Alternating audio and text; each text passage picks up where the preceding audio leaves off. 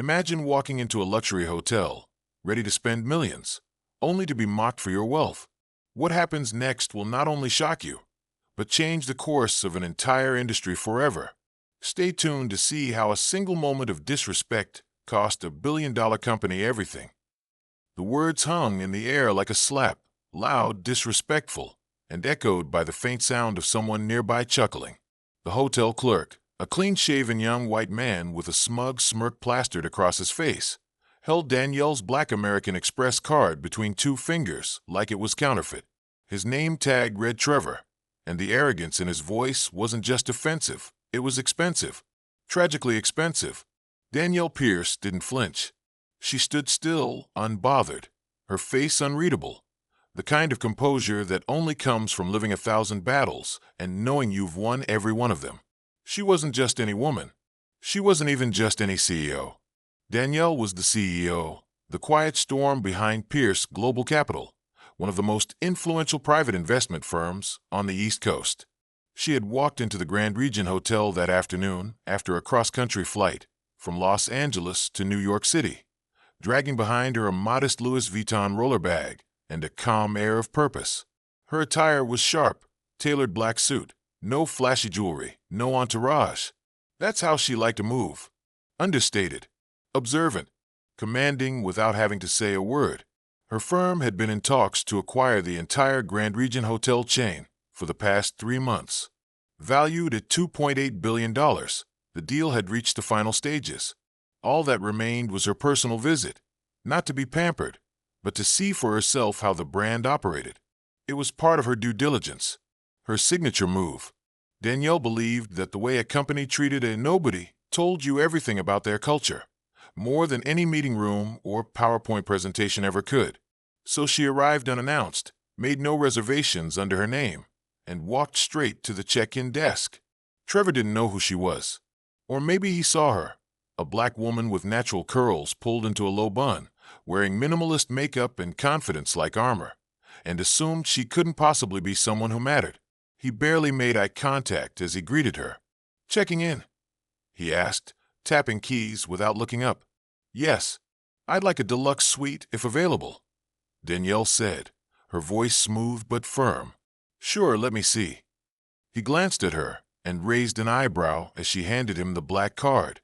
The sleek, matte metal glinted under the lights, a card known for being invitation only, with no limit and owned by the ultra-elite.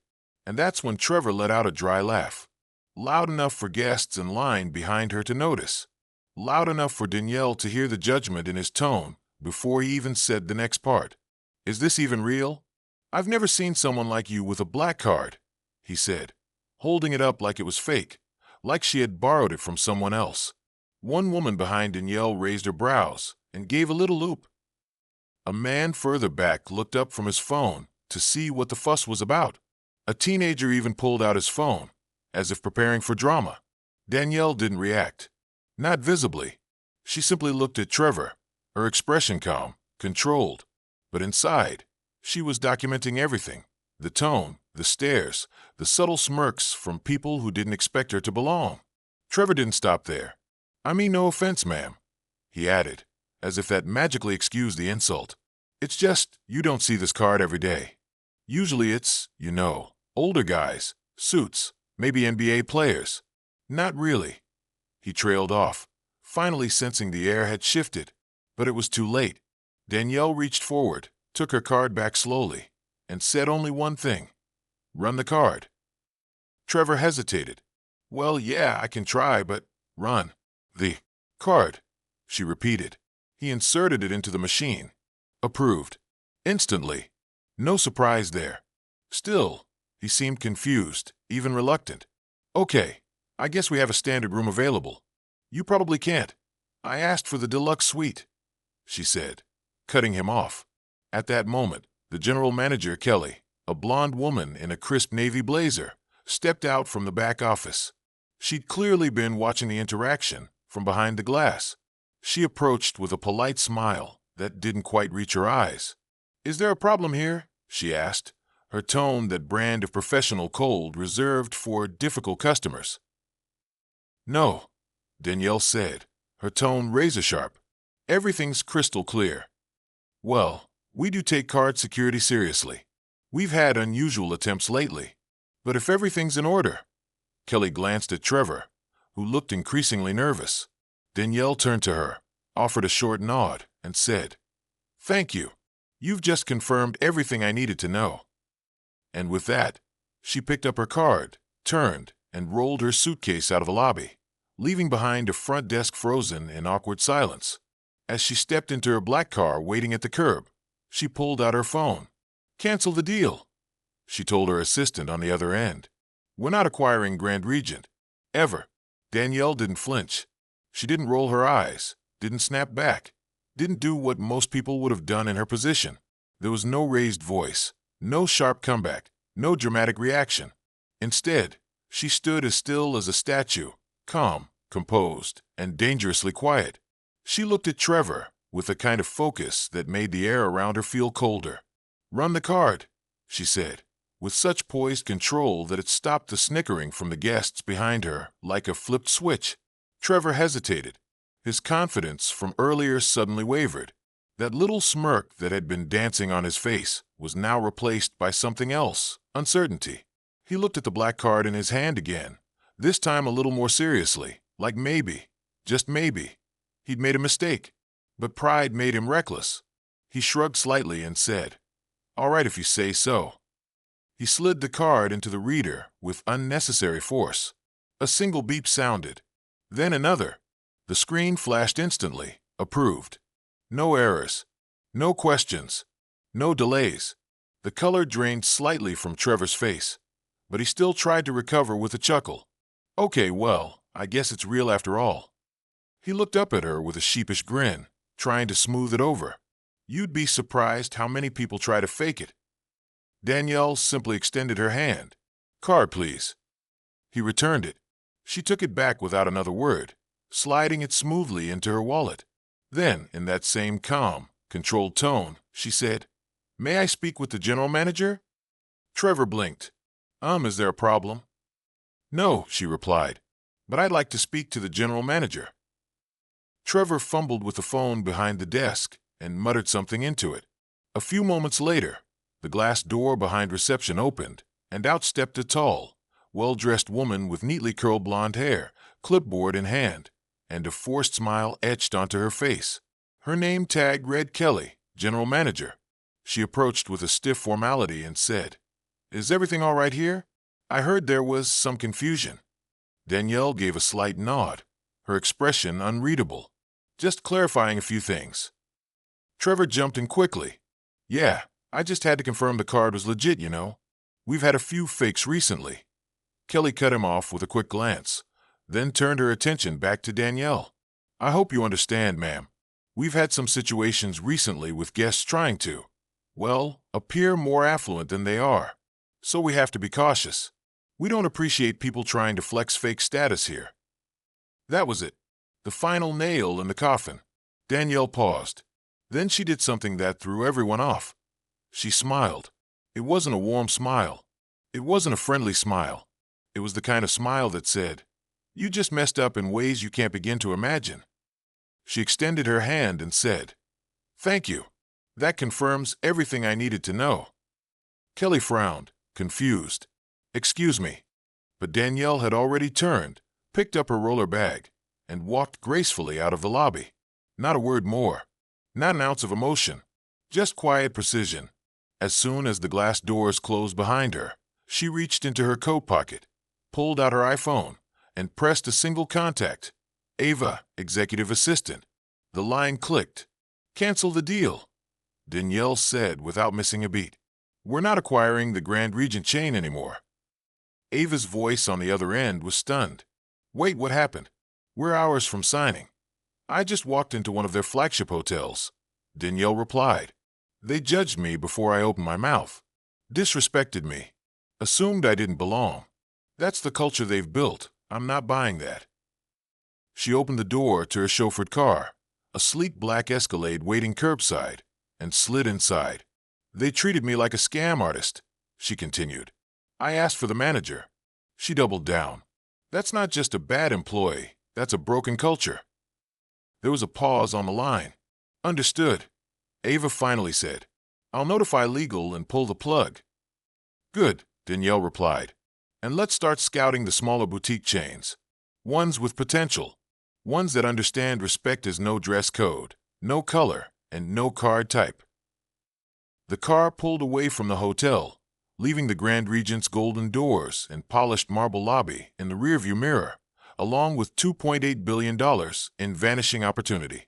Meanwhile, inside the hotel, Kelly turned to Trevor, confused. What did she mean by that? Trevor shrugged. I dunno. Probably bluffing. But they were wrong. So wrong.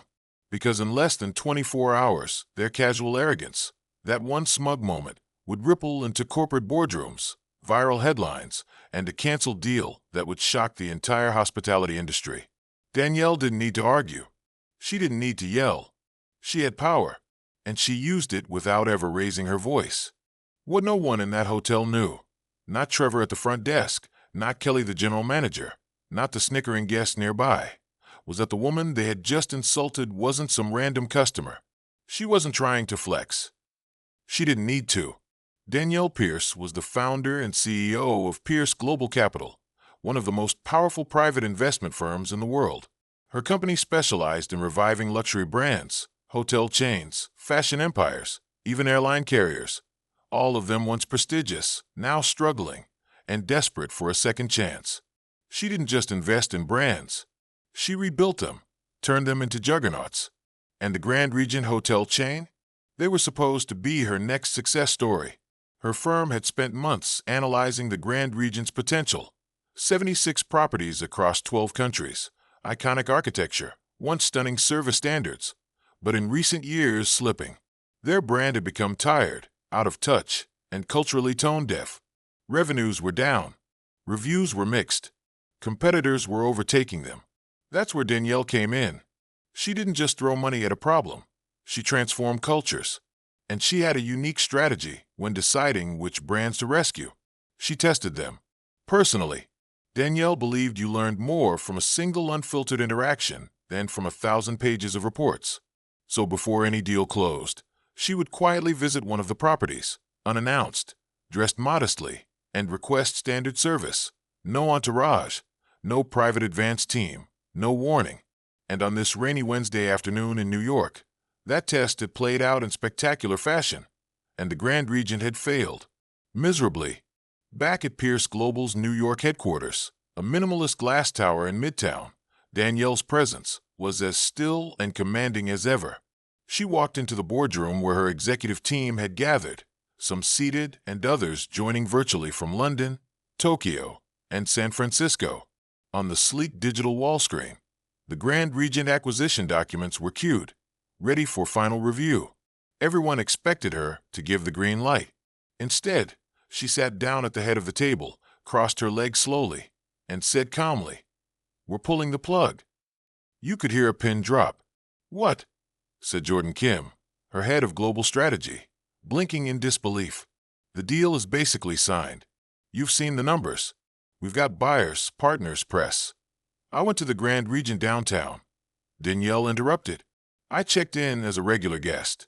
No title, no name drop, just a black woman with a black card." The room tensed. "They laughed at my card," she continued, "and questioned whether someone like me could belong there. In 2025. No one said a word.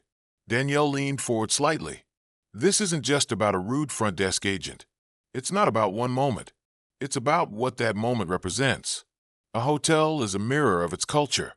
If that's what the staff thinks is acceptable behavior toward guests, if that's what management enables, then the culture is broken beyond saving." She tapped her iPad, and the screen behind her changed to a live feed, Twitter trending topics. Right there, in the top 5, was hashtag Black Card Scandal, hashtag Grand Regent Fails. A video had surfaced. Someone in the hotel lobby had filmed the moment Trevor questioned her card. It had already hit 1.2 million views and was being shared by influencers, business leaders, and civil rights advocates alike. She didn't yell. She didn't cause a scene. She just stood there, graceful and quiet, while they treated her like trash. One user had posted, "That's what real power looks like." Danielle swiped again. A draft press release appeared. "We were scheduled to announce the acquisition tomorrow," she said. "Now we'll announce something else. A public statement." She stood up and looked around the room. "I want the world to know why we walked away. We don't just invest in assets, we invest in people. And we do not support businesses where respect is conditional, where bias hides behind a fake smile." Jordan nodded slowly, absorbing the message. "What do we tell the press?" Danielle's expression didn't change. "Tell them the truth. We believed in the brand, but the brand doesn't believe in the people it serves. So we're done." Across the boardroom, her team nodded. Firm. United. Moments later, her assistant sent out a message to every partner and media outlet involved in the deal. The new statement was clear, direct, and unapologetic. Pierce Global Capital has decided to withdraw from negotiations with Grand Regent Hotels. We do not invest in companies where discrimination and elitism outweigh service, respect, and integrity. Within the hour, the story exploded. Business Insider ran the headline. $2.8 billion deal canceled after CEO faces discrimination at Grand Regent Hotel. Forbes followed with power move. Danielle Pierce silently ends deal after racial bias incident. And Twitter? Twitter was on fire. The Grand Regent PR team scrambled. Trevor was put on leave. Kelly issued a formal apology. But it was too late. The world had seen the truth, and more importantly, Danielle had seen it for herself. What Grand Regent didn't know was that Danielle didn't act out of revenge. She acted out of principle. She wasn't interested in dragging anyone through the mud. But if you showed her your values, especially the rotten ones, she wasn't going to build your legacy. She'd walk away and build something better elsewhere. They had one shot to make her feel welcomed, valued, respected. Instead, they laughed. And now, they'd never recover from the deal they didn't see coming, or the one that got away. By the time the sun rose the next morning, the quiet storm Danielle Pierce had set in motion had grown into a Category 5 media hurricane. No one at the Grand Regent Hotel had any idea what was coming.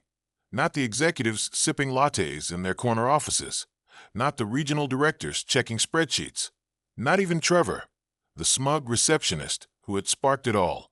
But by 7 a.m., the truth was out, and the internet was already on fire. It started with a leak. A whistleblower inside the hotel, a junior manager who had witnessed the entire incident, decided enough was enough. Tired of the racism, the elitism, and the constant cover-ups, they sent an anonymous tip to a journalist at a business news outlet. Attached were screenshots of internal emails, Danielle's VIP corporate reservation, marked confidential, executive priority, and a short video clip pulled from the hotel security footage. That clip, it showed the exact moment Trevor had smirked at Danielle's black card and questioned its authenticity, followed by her silent, chilling stare. Within an hour, the video hit Twitter, then TikTok, then LinkedIn. The captions were brutal and relentless. They laughed at a billionaire black woman's credit card. Now they're losing everything. You never know who you're talking to. And now, Grand Regent knows. Black excellence doesn't need to shout. It just walks out and takes $2.8 billion with it. By mid-morning, it was global news. CNN ran the headline. Black CEO cancels $2.8 billion deal after racially charged hotel incident. BuzzFeed's version? They laughed at her. She silently destroyed their entire company, and business outlets weren't far behind. Grand Regent chain plunges after CEO Danielle Pierce terminates deal. Bloomberg social media was flooded with reactions. Influencers, celebrities, business leaders, and everyday people were all weighing in. The story struck a nerve, not just about race and class, but about what it means to underestimate someone based on appearance. One viral comment read, "Danielle didn't scream, didn't call security, didn't throw a fit. She just canceled their entire future. That's what real power looks like." But it didn't stop there. Other former guests began coming forward. A black couple from Atlanta shared their story of being denied a honeymoon suite despite having a confirmed reservation. A Latina businesswoman recalled being followed by hotel security, just to make sure she wasn't stealing towels. Even a retired veteran shared how he was dismissed during check-in because his clothes looked too casual. Suddenly, this wasn't just about Danielle. It was about a pattern. A hashtag exploded. Hashtag boycott Grand Regent. Dozens of influencers, with millions of combined followers, posted videos and stories, canceling their upcoming bookings. Major companies that frequently hosted conferences and events at Grand Regent locations began pulling out. Within 24 hours, the hotel chain's stock had dropped 18%. Inside Grand Regent's corporate headquarters, panic erupted. Meetings were called. PR consultants were hired. Lawyers were contacted. Phones wouldn't stop ringing. The CEO of the chain, Marcus Benton, a graying executive with a history of ignoring internal culture complaints, attempted to reach Danielle directly. He left multiple voicemails, even sent a fruit basket to her office. She returned none of it. Instead, she issued a brief public statement through her company's social media. "I do not invest in businesses that can't even recognize power when it walks through their front door." That one sentence became the quote of the week. It was printed on T-shirts, tweeted by celebrities, and turned into motivational posters for young professionals and students alike. Meanwhile, Marcus Benton scrambled. He appeared on a local morning show trying to explain the incident. "We've always prided ourselves on excellence and inclusion," he said nervously. "This was a terrible misunderstanding. We're investigating thoroughly." But the public wasn't buying it, especially not after someone leaked internal company memos, emails that referred to Danielle as a difficult guest, and expressed frustration that she had chosen to go public rather than be reasonable. It made everything worse. In fact, it confirmed exactly what Danielle had said. The company didn't just have a bad employee. It had a deep-rooted culture problem. The fallout kept growing. Hotel bookings tanked. Grand Regent locations across the country reported mass cancellations. Influencers who had once done paid brand deals with the hotel were now openly denouncing them. One popular travel blogger said in a video, "They treated a billionaire black woman like a scam artist. Imagine how they treat someone like me or you." By day 3, the chain's market value had dropped by $900 million, and the damage was still climbing. Trevor, the receptionist who started it all, was quietly fired. Kelly, the general manager who backed him up, was placed on indefinite leave. But it was too late. People weren't just angry. They were disappointed. Because the truth was, everyone knew someone like Danielle. Maybe not a billionaire. Maybe not a CEO. But someone who walks into a room and gets sized up based on their skin, their clothes, their voice, or their gender. And for once, someone had stood up, not with rage, not with chaos, but with strategy and silence. Danielle never raised her voice. She just walked out, made a single phone call, and let the system fall under its own weight. And the world watched it crumble in real time. Grand Regent tried to do damage control. They pledged to hire diversity consultants, announced new training, posted the usual Instagram apology with a black square and white text. Meanwhile, Danielle had already shifted her focus. Her assistant reported that dozens of boutique hotel groups were reaching out, hoping for investment. Companies with real diversity, with fresh ideas, with teams that didn't have to be taught to respect people because they already did. Danielle Pierce didn't just walk away from the Grand Regent hotel chain. She walked forward and took $2.8 billion of potential investment with her. But what she did next wasn't just a power move. It was a revolution. Just 4 days after the incident went viral, Danielle called a press conference at the headquarters of Pierce Global Capital in Atlanta. Cameras from every major network lined the room. Reporters whispered and watched closely, waiting to see how the woman who brought down an entire hotel empire would respond. Danielle walked in, wearing a tailored white suit and her signature calm confidence. She stood behind the podium and spoke with clarity, purpose, and not a hint of bitterness. "We're not just walking away from a deal," she began. "We're walking into something bigger. Today, I'm proud to announce the launch of a new luxury hotel brand, one built from the ground up with inclusion, excellence, and equity as its foundation." The crowd erupted. She continued, "For too long, the hospitality industry has excluded people of color, both in front of and behind the desk. That ends now." Danielle unveiled the name, Elysian & Company, a sleek, modern hotel brand designed to rival and eventually replace the grand regents of the world. She wasn't interested in boycotts. She was building a better alternative. The $2.8 billion that was once earmarked for acquiring Grand Regent, it would now go toward building 30 state-of-the-art hotels in major cities like New York, Chicago, Los Angeles, Atlanta, London, and Dubai. The first flagship property was already breaking ground in Washington, D.C., just blocks from the capital. And this wasn't just about buildings. It was about culture. Elysian and Company would be the first global luxury hotel chain to ensure 50% of its executive leadership were women or people of color, provide unconscious bias and cultural intelligence training at every level, partner with HBCUs and minority business associations to create career pipelines, offer living wages and full benefits to all employees, from housekeepers to front desk staff, create mentorship programs to help hourly employees rise through the ranks. Danielle looked directly into the cameras and said, "I've walked into too many rooms where I was underestimated. Now I build the rooms." The mic drop wasn't literal, but it might as well have been. That quote was everywhere within minutes. It was retweeted by celebrities like Oprah and Ava DuVernay. Business leaders reposted it with captions like, "This is how you lead." Young Black entrepreneurs turned it into posters and wallpapers. Schools invited Danielle to speak to students. A TikTok audio of her quote hit over 20 million views in 3 days. The shift wasn't just emotional. It was economic. Danielle's bold move sparked a wave of accountability in corporate boardrooms across America. Fortune 500 companies quietly launched reviews of their staff training programs.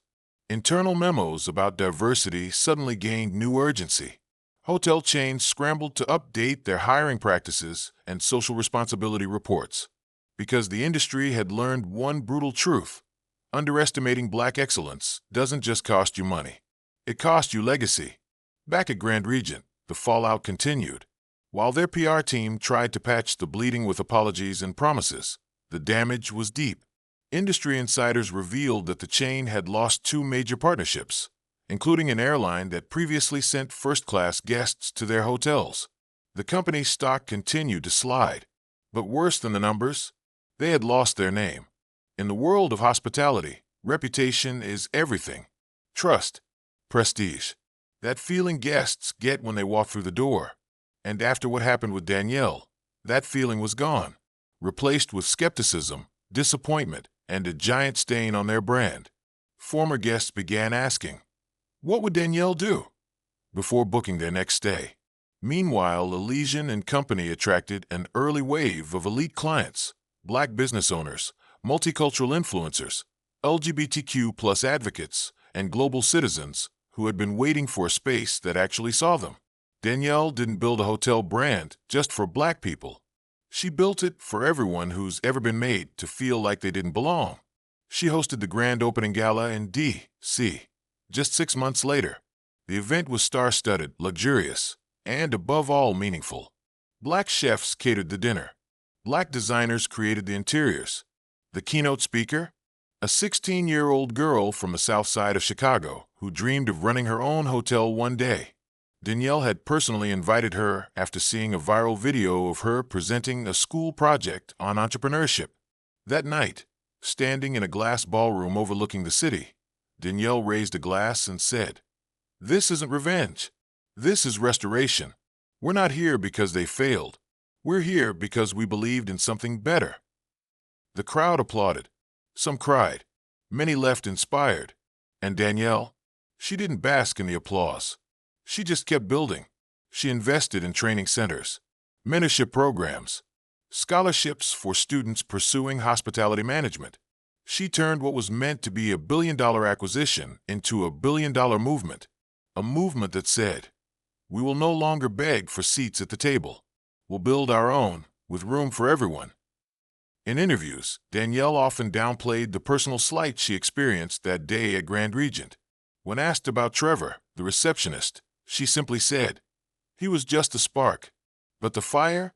That was already there, in every woman, every man, every person who's ever been told they don't belong. She didn't want to be remembered for the incident. She wanted to be remembered for what came next. And she would be. Because Danielle Pierce didn't just make the Grand Regent regret their ignorance. She made the entire world rethink what power looks like, and more importantly, who deserves to have it.